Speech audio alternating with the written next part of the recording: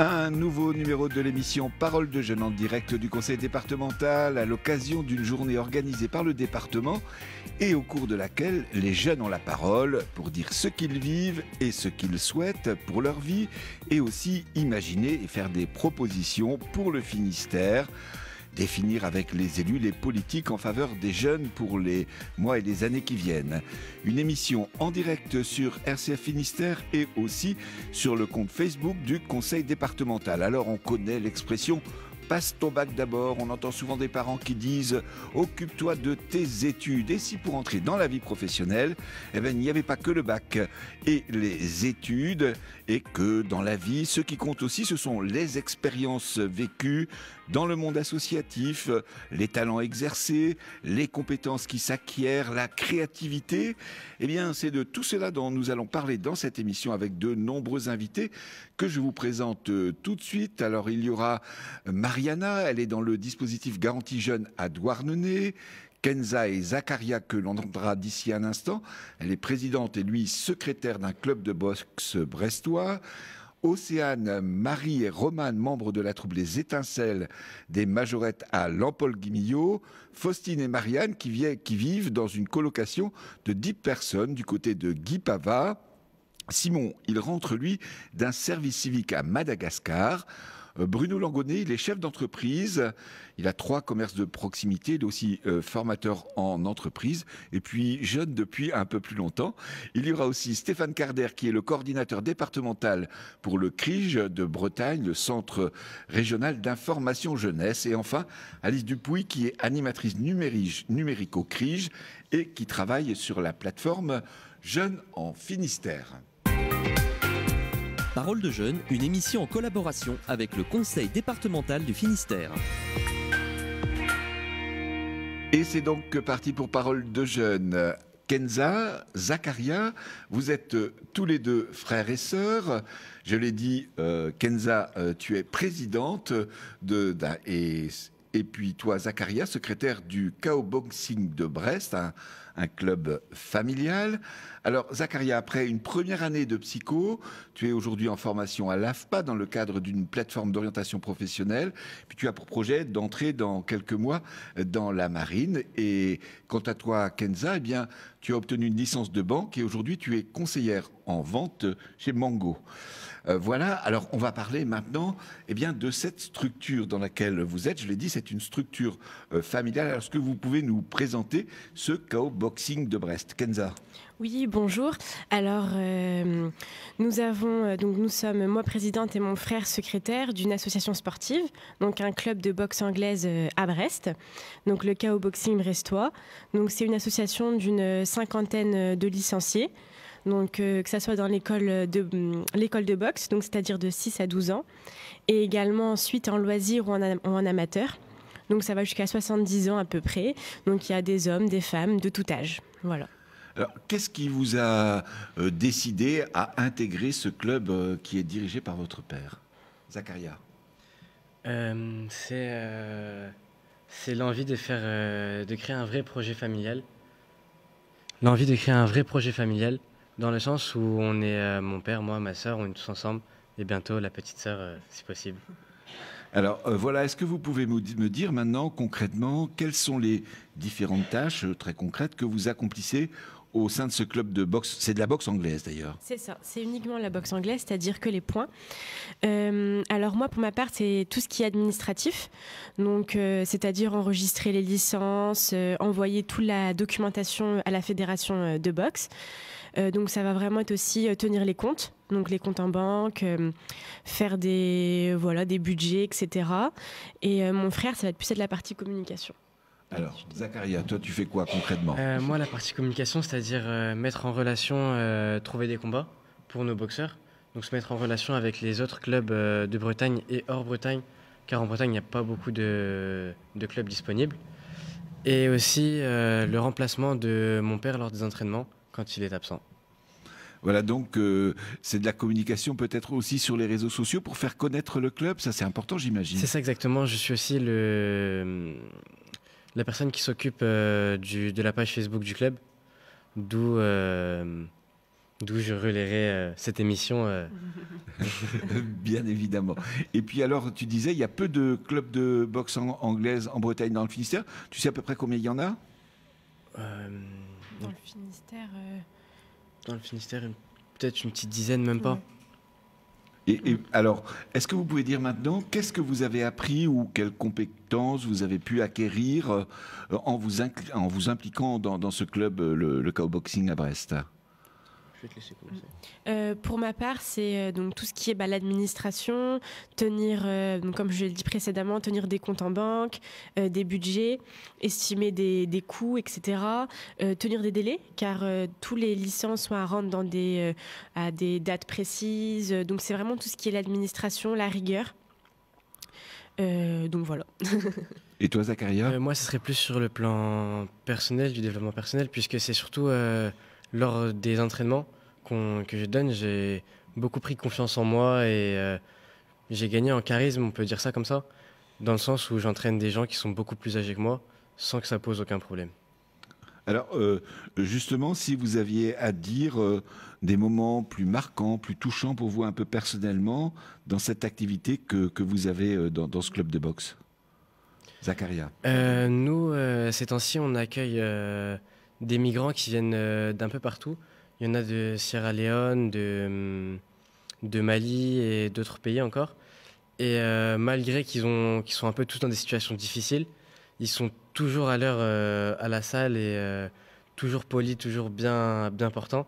Et ça, franchement, je trouve que c'est quelque chose de marquant puisque il y en a d'autres qui ont tout pour être bien à l'heure à la salle et pourtant arrivent toujours 30 minutes en retard ou des choses comme ça. Moi, je trouve que c'est quelque chose qui me touche.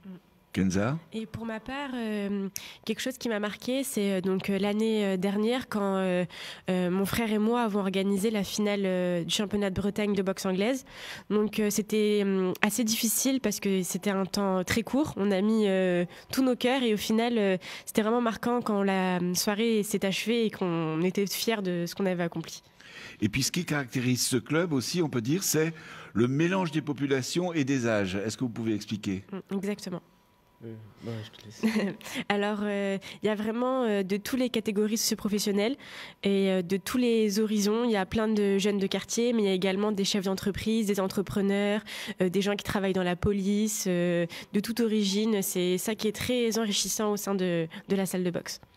Alors, de quelle manière vous avez été accompagnés par des adultes? De quelle manière ils vous ont transmis leur savoir? Parce que tu as dit, il faut apprendre à tenir des comptes, faire des budgets, suivre la question des licences, ou bien faire des entraînements aussi. De quelle manière vous avez été accompagnés? Moi, pour ce qui est des entraînements, c'est de la transmission de savoir un peu par l'héritage, puisque depuis que je suis petit, je baigne dans la salle de boxe. Donc à force de voir et de revoir les entraînements que fait mon père, j'ai réussi à prendre le pli et à suivre un peu le même ordre d'entraînement. Et aussi pour ce qui est de la mise en relation entre salles de boxe pour trouver les combats, c'est du bouche à oreille de par mon père et de par quand on rencontre d'autres clubs, des petits conseils par-ci par-là, comme ça. Kenza? C'est exactement ça, on essaye de un peu avoir plein de petits conseils avec les gens qui nous entourent.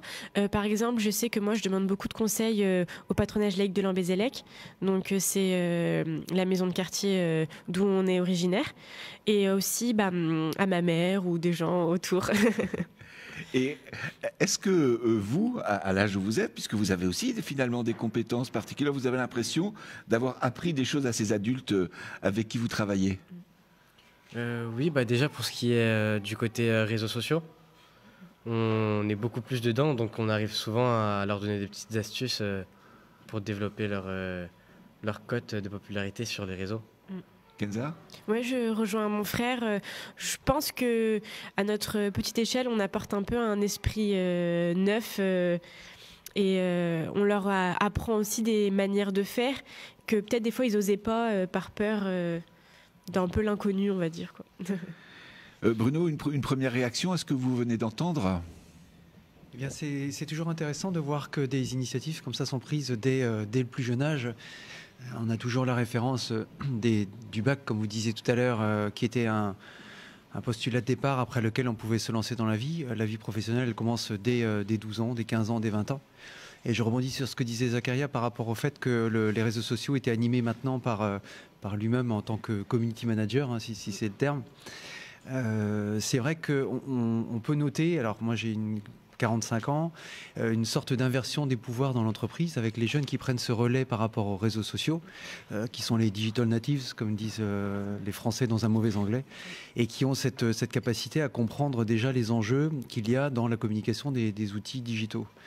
Et les anciens sont peut-être déjà presque disqualifiés par rapport à ces savoir-faire et laissent la compétence à des jeunes parce que ça fait partie de leurs outils quotidiens avec leurs amis. Donc on a comme une sorte de rééquilibrage aujourd'hui dans les entreprises où on va rechercher en tant que chef d'entreprise effectivement des compétences techniques sur de la gestion, sur du savoir-faire, plus de compétences.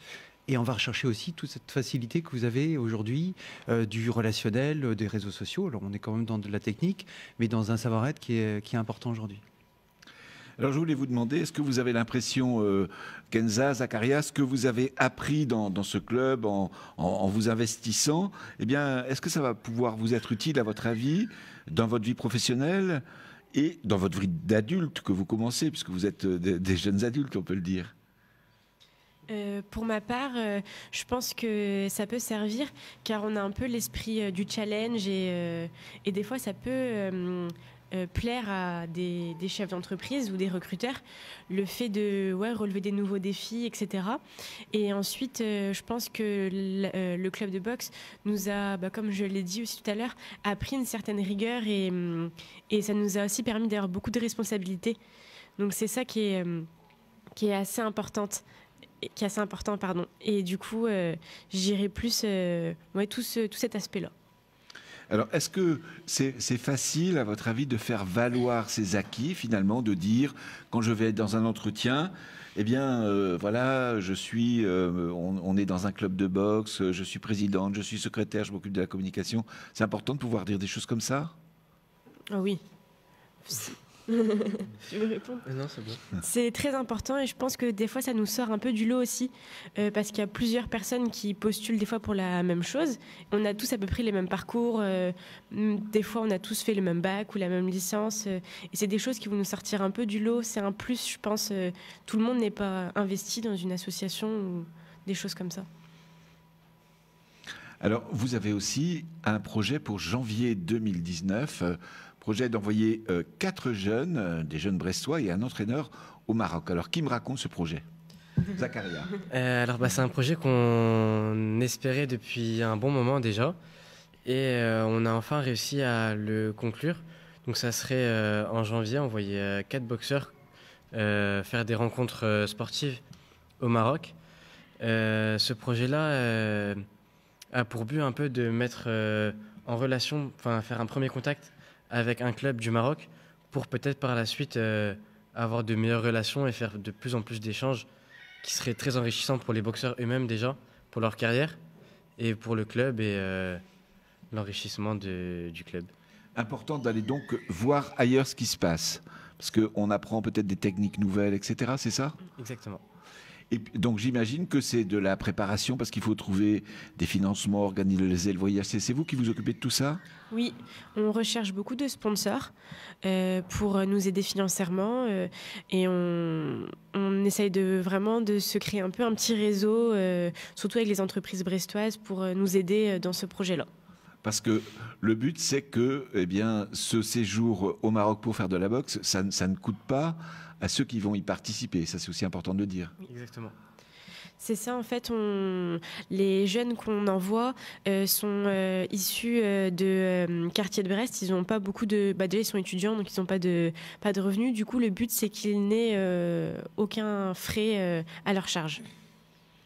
Eh bien, merci à tous les deux. On va maintenant parler de toute autre chose dans cette émission Parole de jeunes avec Océane, Marie et Romane.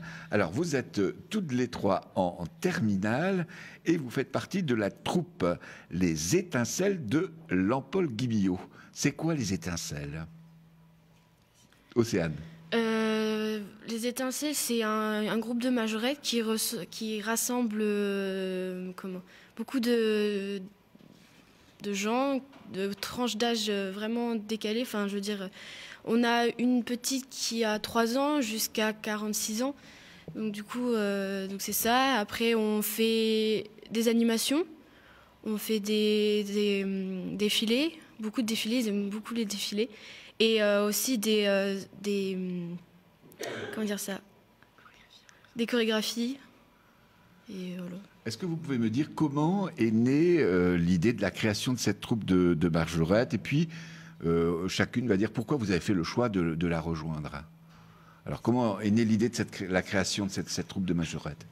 Donc, cette association est partie sur une période difficile à Lampol. Et ça a été la fermeture de GAD. Et la commune s'était renfermée, c'était vraiment morose l'esprit qu'il y avait à Lampol.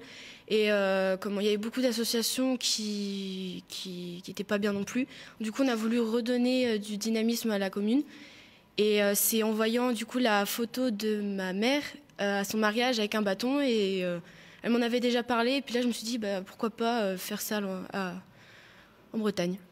Alors, Romane et Marie, pourquoi vous avez fait le choix de rejoindre cette troupe de majorettes? Marie d'abord. Je ne l'ai pas vraiment rejointe puisqu'on l'a créée ensemble avec Océane et Alicia.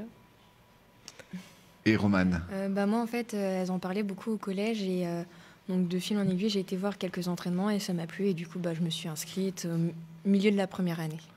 Qu'est-ce qui vous plaît? Qu'est-ce que vous aimez dans la manière quand vous participez à cette troupe Les Étincelles de Lampol-Guimillot? Romane? C'est la cohésion d'équipe, c'est l'entraide aussi. Quand quelqu'un n'arrive pas, on vient l'aider, on lui apprend. C'est toujours une entraide perpétuelle et en même temps, c'est le fait de... C'est humainement aussi, enfin, on voit plein de gens différents, de plus petits comme plus grands, donc ouais. Océane? Oui, c'est très enrichissant, sachant que moi personnellement à mon âge, je me renferme un peu et du coup j'ose pas aller voir les gens, que là on nous incite à aller voir d'autres, que ce soit petits ou grands. Et comme je rejoins Romane, c'est vraiment l'entraide, le partage et puis On peut dire que c'est original, une troupe de majorettes dans le Finistère. Il y en a plus beaucoup. Peut-être vous êtes les seuls d'ailleurs. On est les seuls. Alors justement, quand on a une activité, c'est important on vient d'entendre Kenza et Zakaria qui disent c'est important d'aller rencontrer comment on boxe au Maroc. Et vous avez un projet aussi pour début 2019. Est-ce que vous voulez nous le raconter, nous le présenter? Romane. En fait, nous allons faire un regroupement de majorettes avec 3 autres équipes de majorettes. Je ne saurais pas dire c'est quoi comme région où elles sont.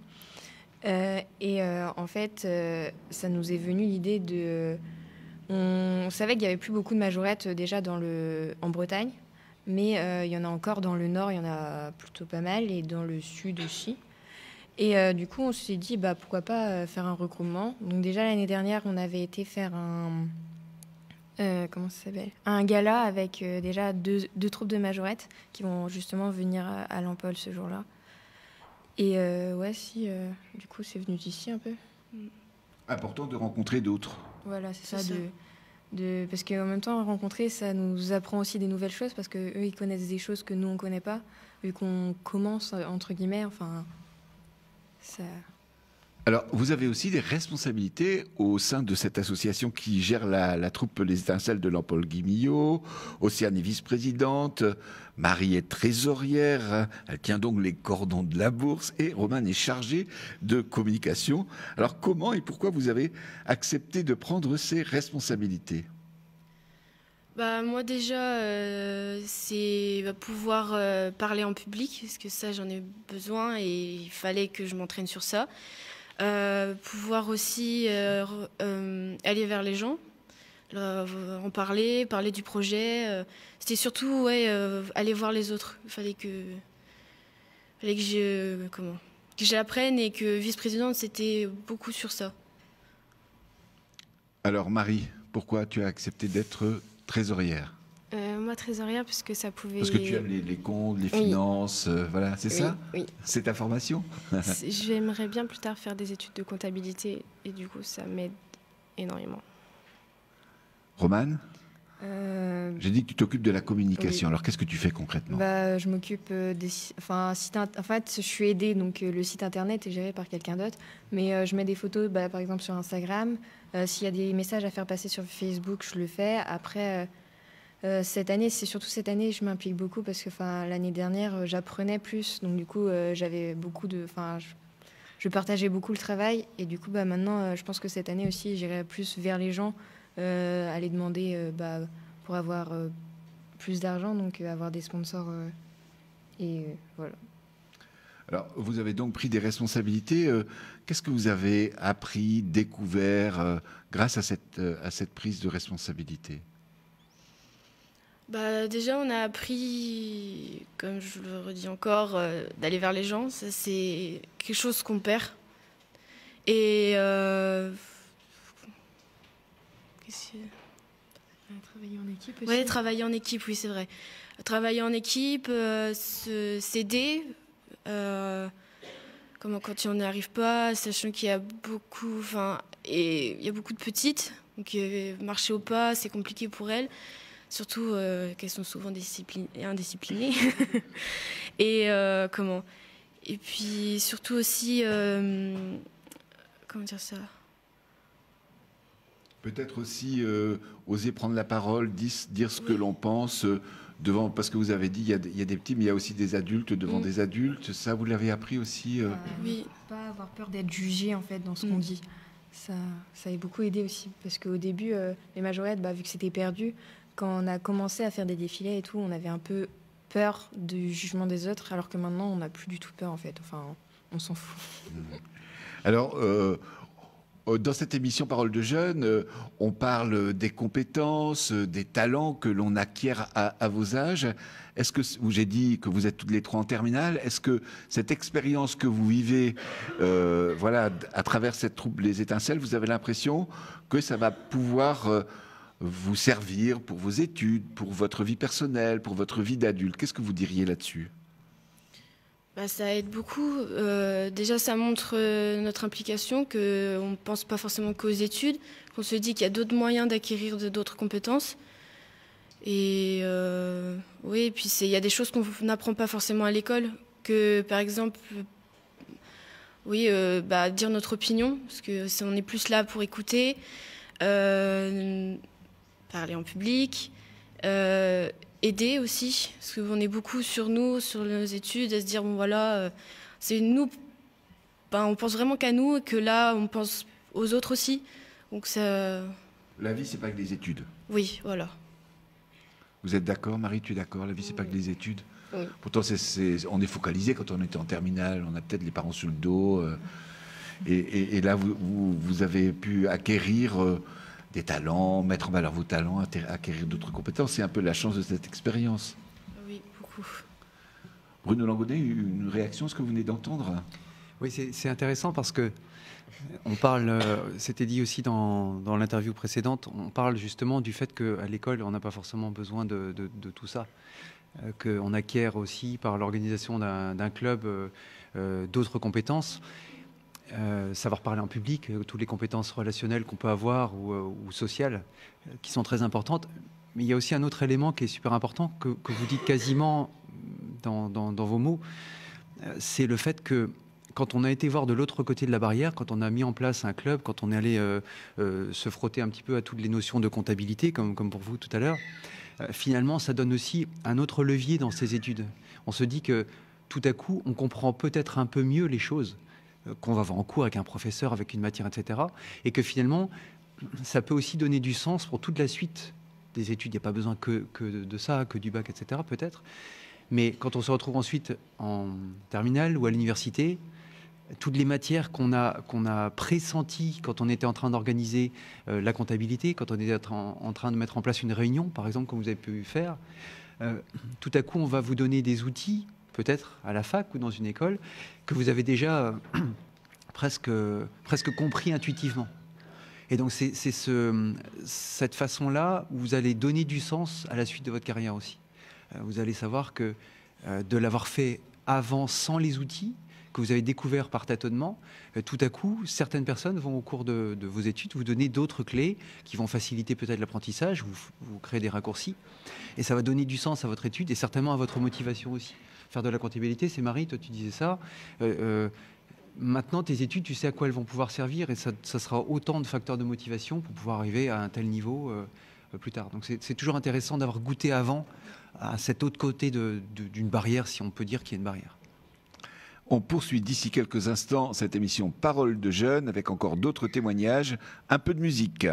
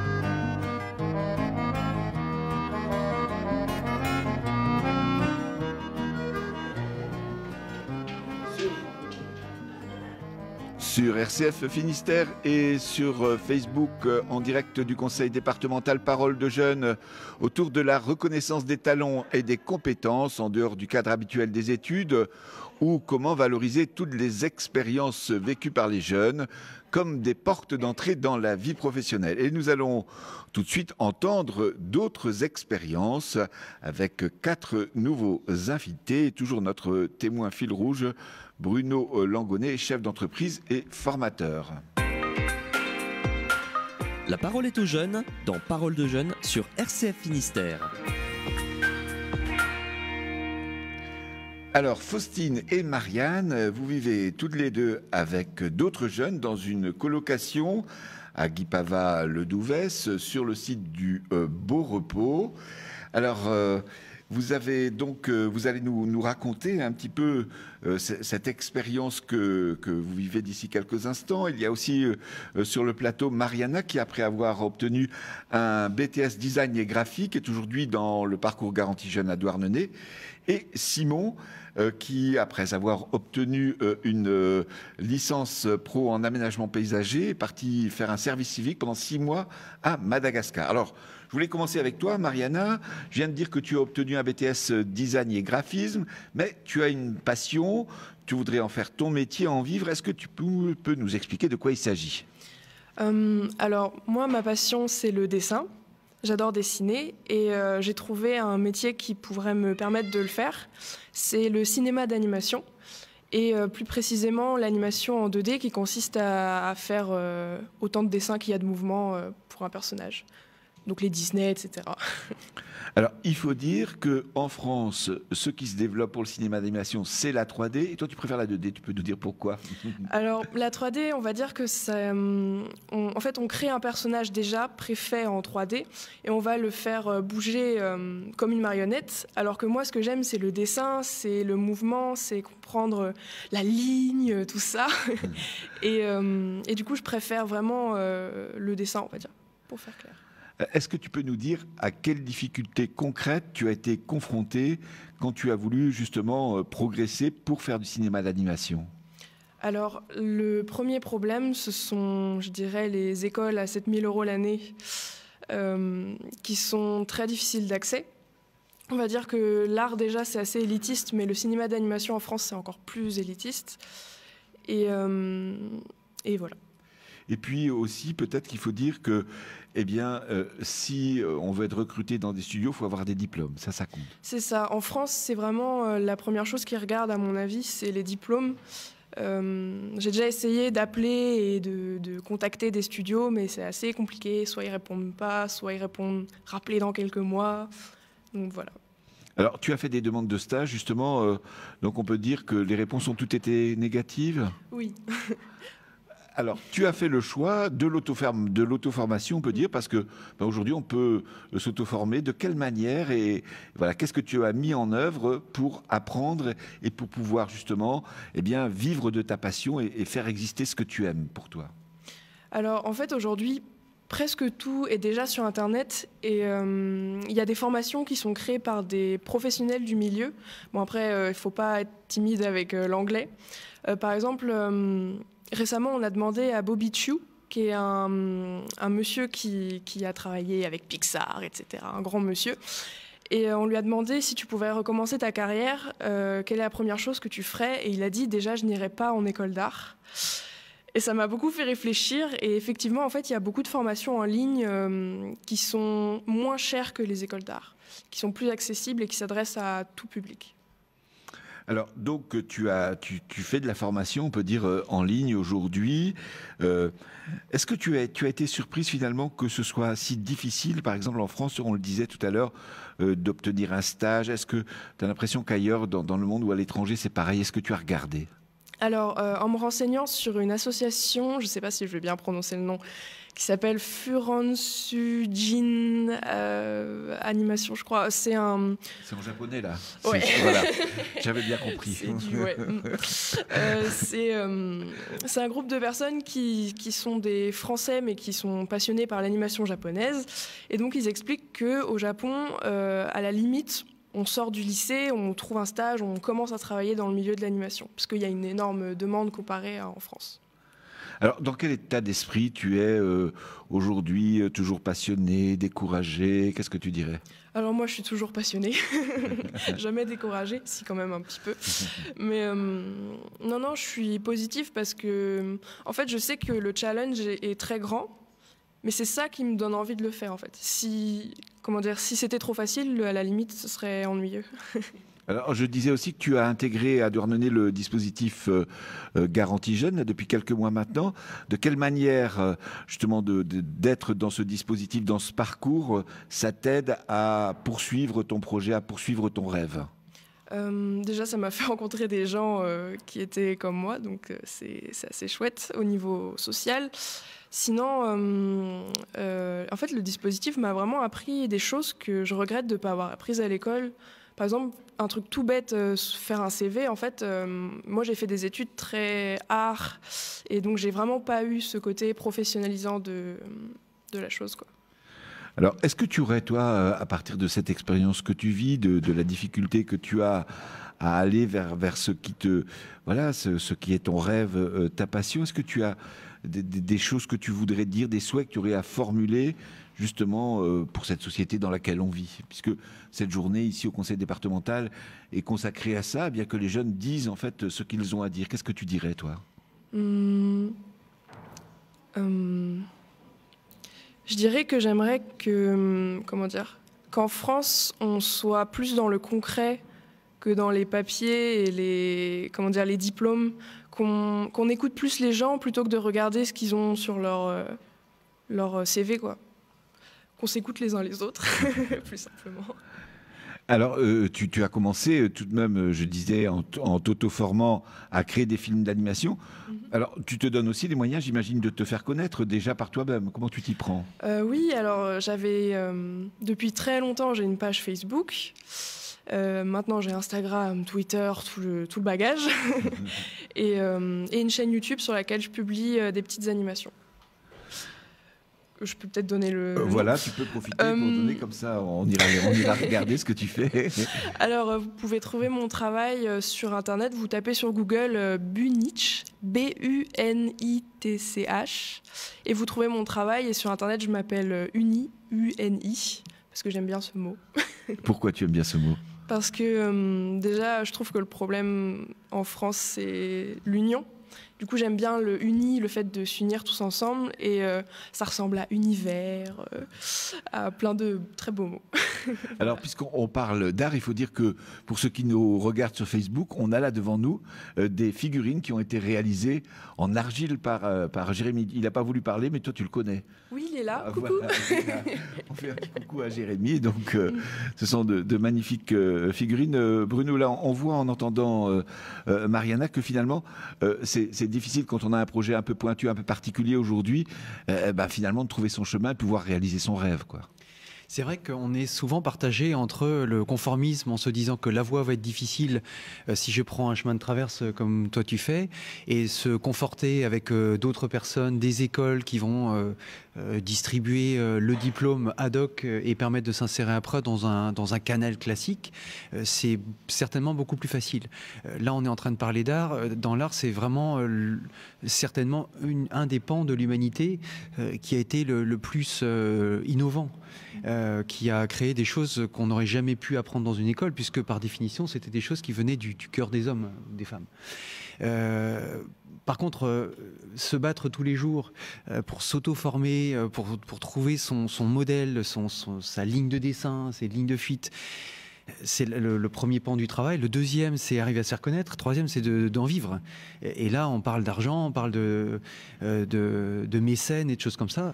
C'est vrai que c'est un parcours du combattant, mais c'est un parcours qui est noble aussi. Donc ça doit être enrichissant au quotidien, fatigant quand tu te couches le soir. Oui. Beaucoup de pression.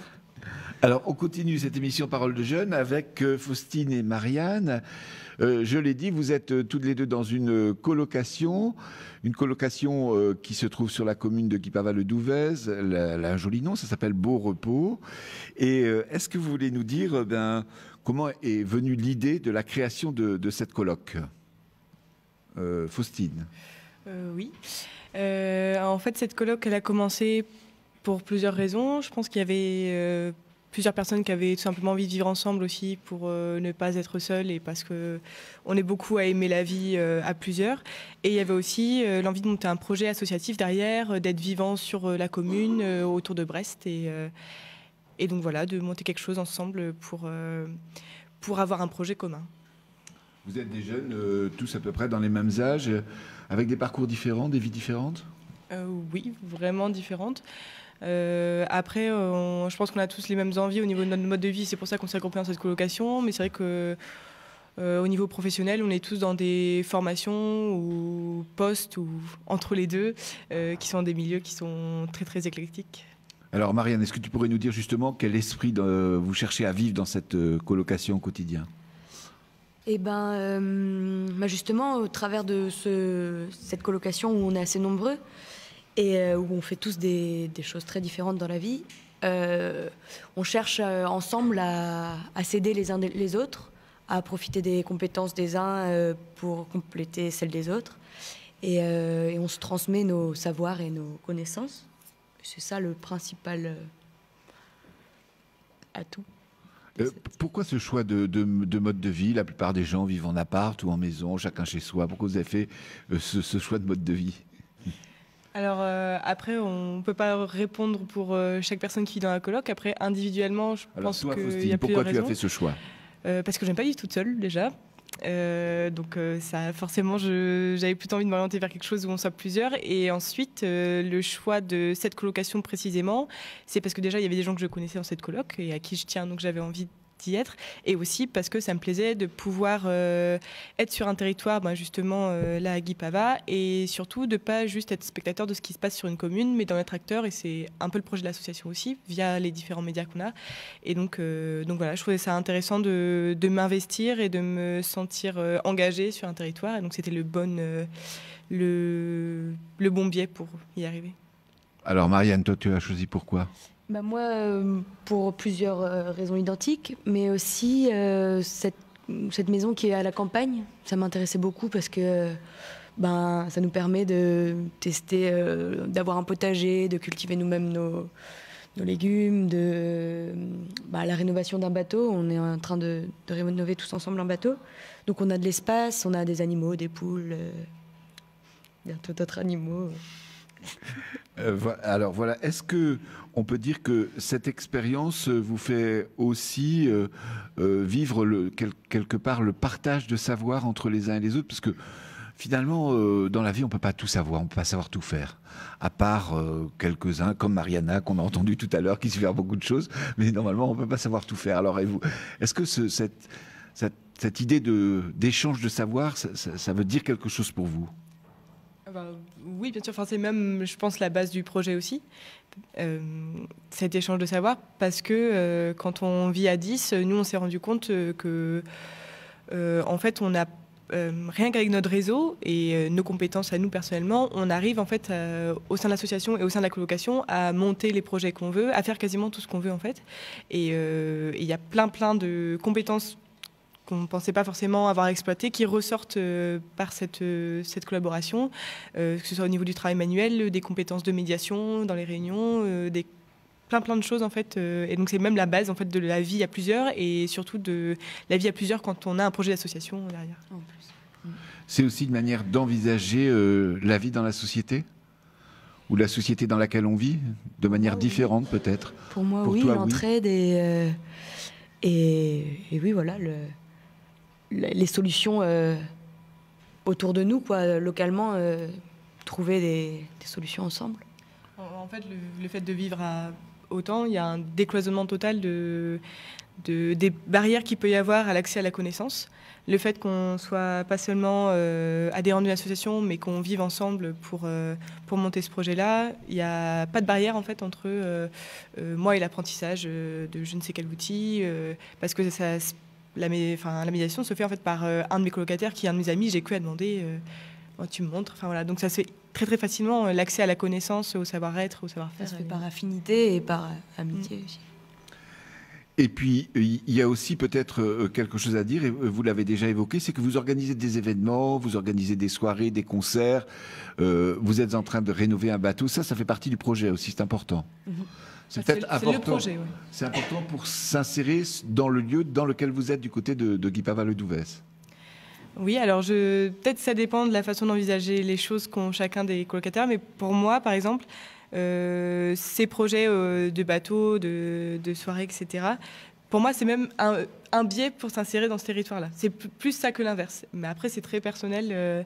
Et du coup, je trouve que ça nous permet vraiment d'avoir un impact sur le territoire sur lequel on est et de rencontrer les gens qui sont autour de nous et qu'il n'y ait pas de barrière en fait, entre nous et nos voisins. Marianne ? Pour moi, ça fait partie intégrante de la colocation aussi. Mais après, chacun est libre de s'investir comme il veut dans l'association, parce que c'est quand même deux choses distinctes, même si c'est dans le même endroit.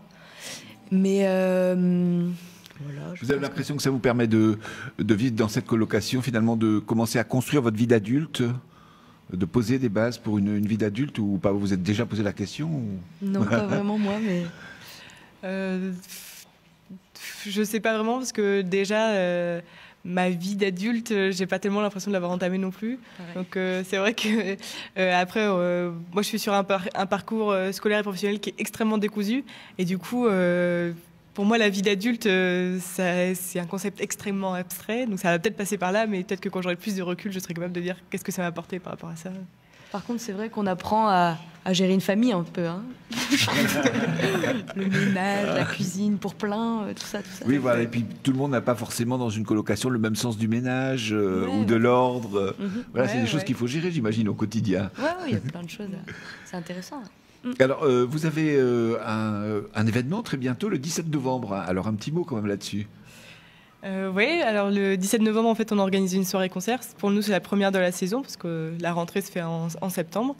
Ces événements, ils servent notamment à financer en fait, la rénovation de notre bateau, et donc à faire venir des groupes, et puis faire venir aussi nos amis et toutes les personnes qui ont envie d'y être. Donc c'est aussi une invitation pour les personnes qui nous écoutent.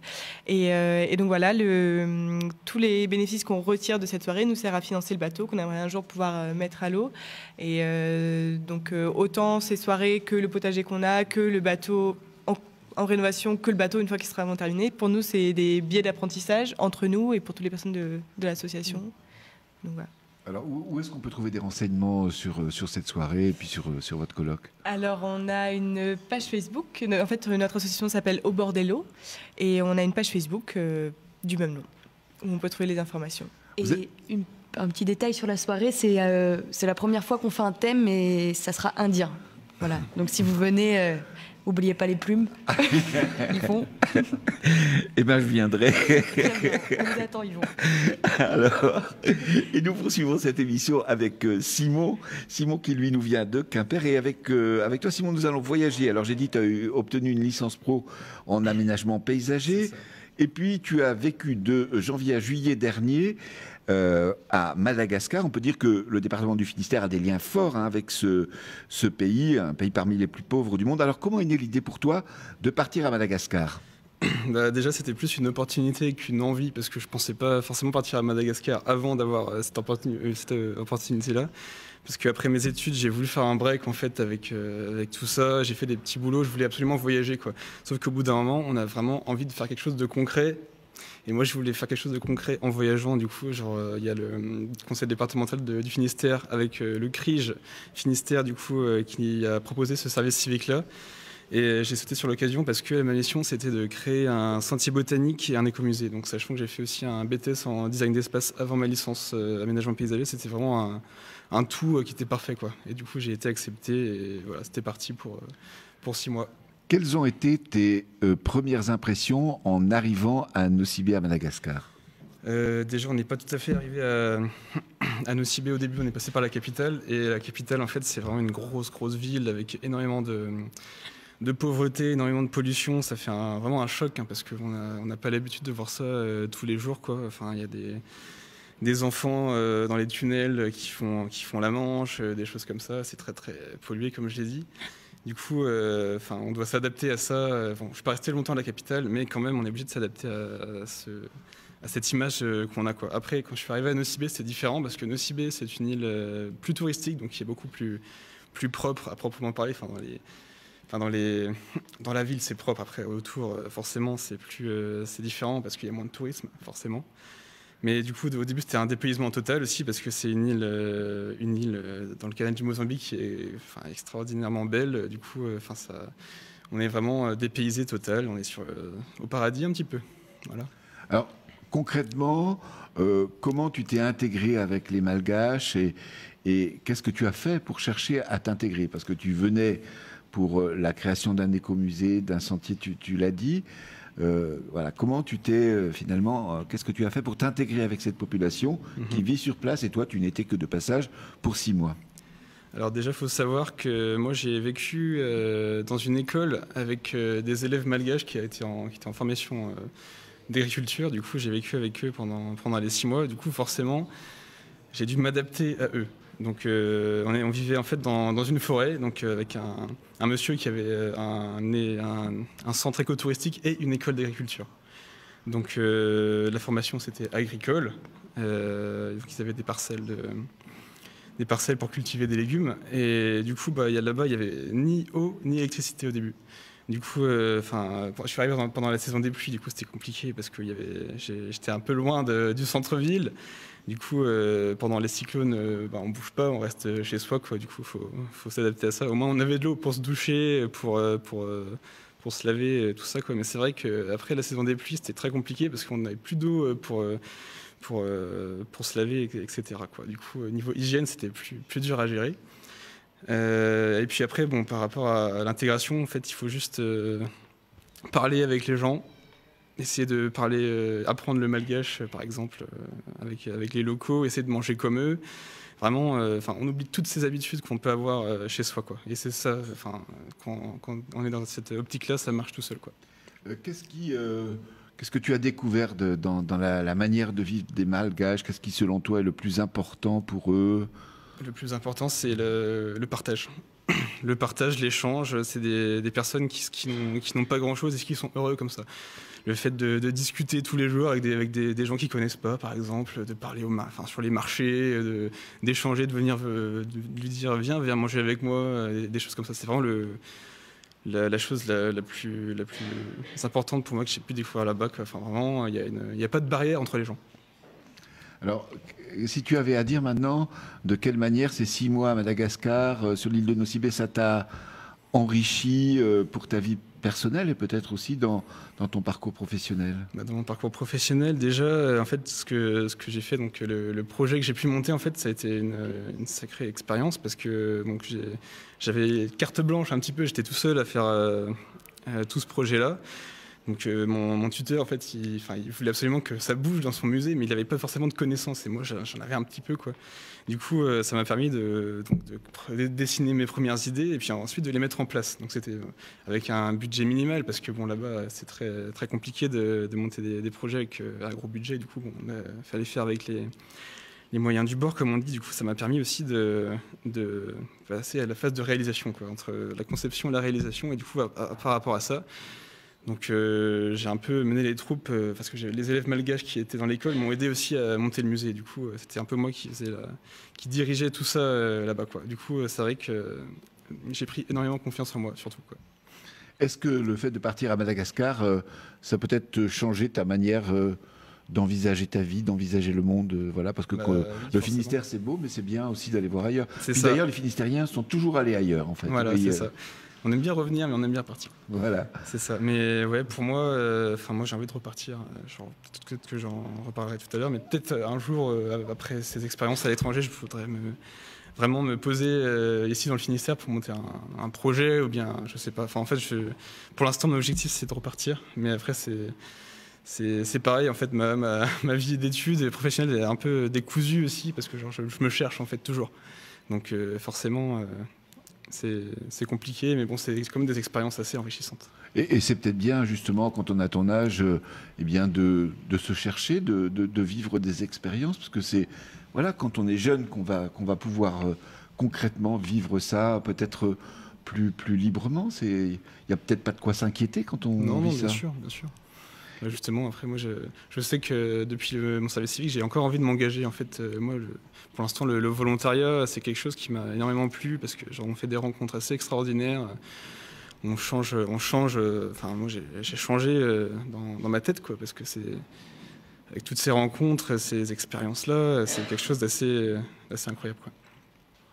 Faustine, Marianne, comment vous réagissez à ce que vous venez d'entendre et de ce que vient de nous dire Simon là? Nous, justement, on sort toutes les deux d'un service civique, différent, toutes les deux.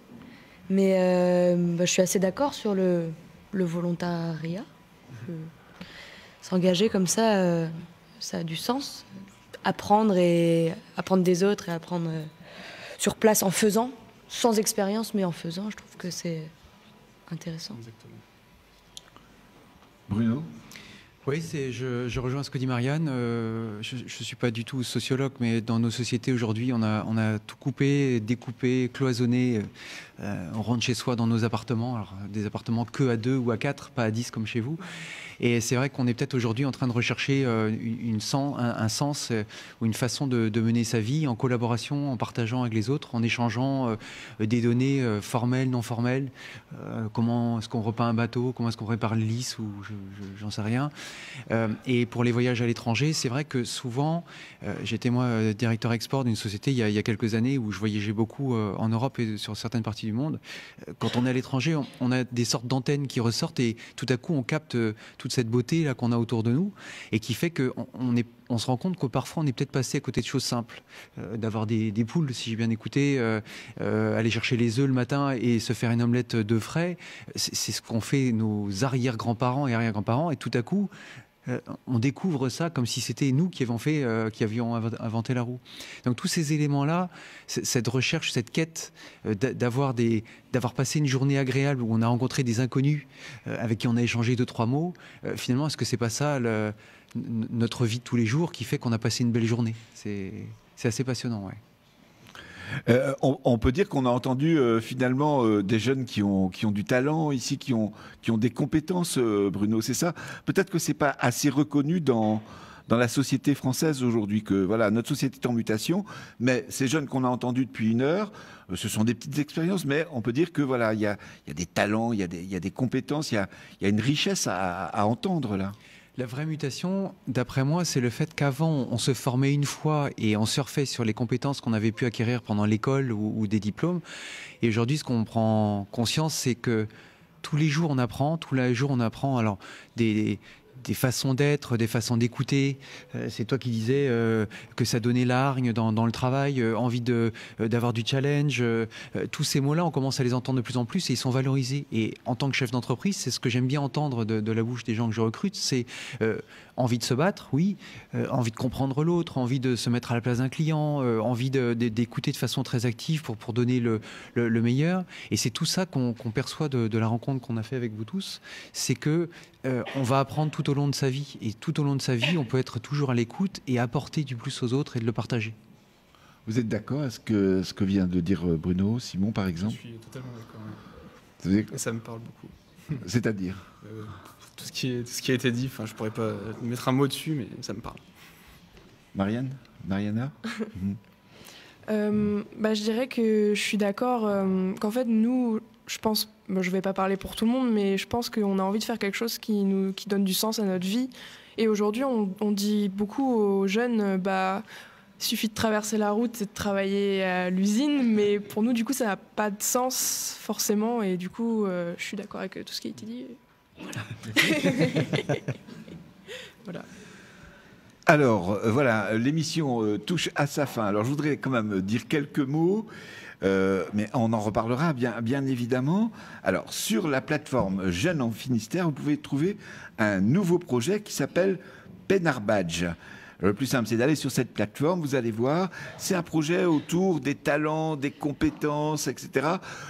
Pour vous dire tous les secrets de cette émission, on avait prévu d'en parler un peu plus longuement, mais donc on n'en a pas eu le temps aujourd'hui, mais on le fera, c'est promis, la prochaine fois. Donc en tout cas, si vous voulez aller regarder sur la plateforme Projet Jeunes en Finistère, du côté de Pénard Jazz est un moyen finalement de mettre les compétences et les talents en valeur. Et donc, je vous remercie toutes et tous d'avoir participé à cette émission Parole de Jeunes. J'ai le temps de vous dire qu'on se retrouvera pour une nouvelle émission Parole de Jeunes le 23 novembre prochain. Alors cette fois, il sera question d'un autre sujet, puisqu'il sera question de l'égalité femmes-hommes. Et donc, ce sera toujours en direct du conseil départemental à Quimper. Un grand merci à Guillaume Thienot qui assurait la réalisation technique de cette émission. À très bientôt.